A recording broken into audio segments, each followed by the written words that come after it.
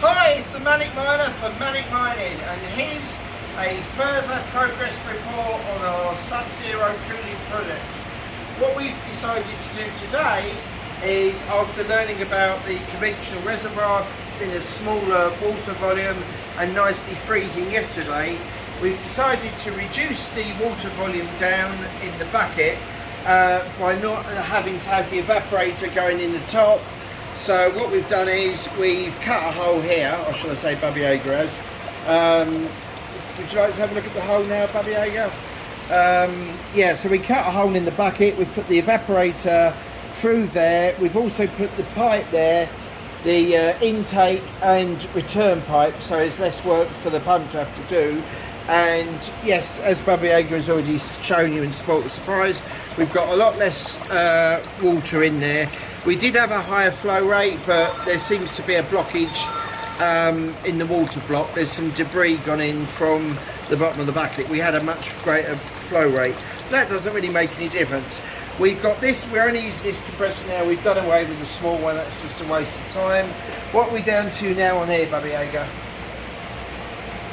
Minus 54. Yeah, minus 54. We've only been running this about 10 minutes.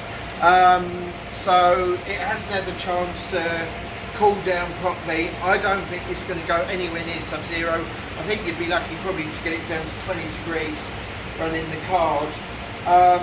So if we have a look over here, this is after about 2 minutes. So remember, this hasn't finished cooling down yet. There's obviously the compressor, which is very, very hot. And did you get all that in, Bubby Yager, inside? Yeah, good. So everybody understands the whole concept. Then it goes into the GPU and then out again and circulating around. So this is doing the cooling, the compressor there. But the problem with it is the evaporator on this chili is designed to be mounted directly on the GPU. It's not designed to cool liquid down. So it's only a very small evaporator, so it hasn't got much surface area to cool all that water.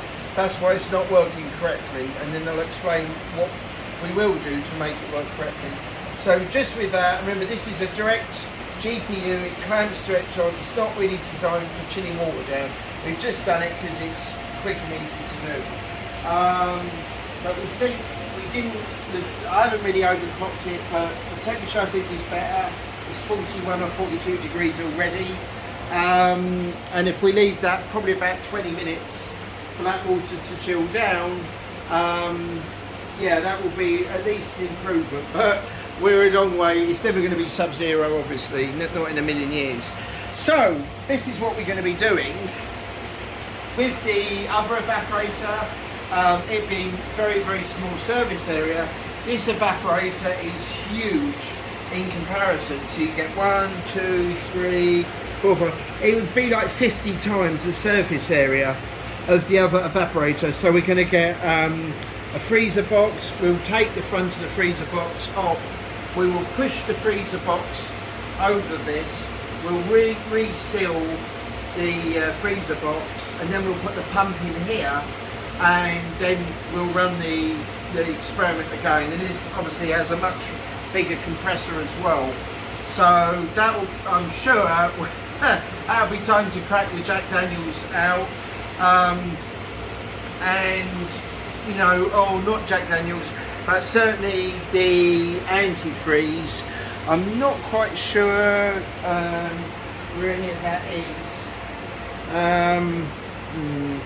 Not quite sure where that went. No, never mind. But yes, so that antifreeze will be the first stage. As that's at minus 40, oh, it's fine. Yeah, oh, did we put the antifreeze? I think we've seen the antifreeze. Yeah.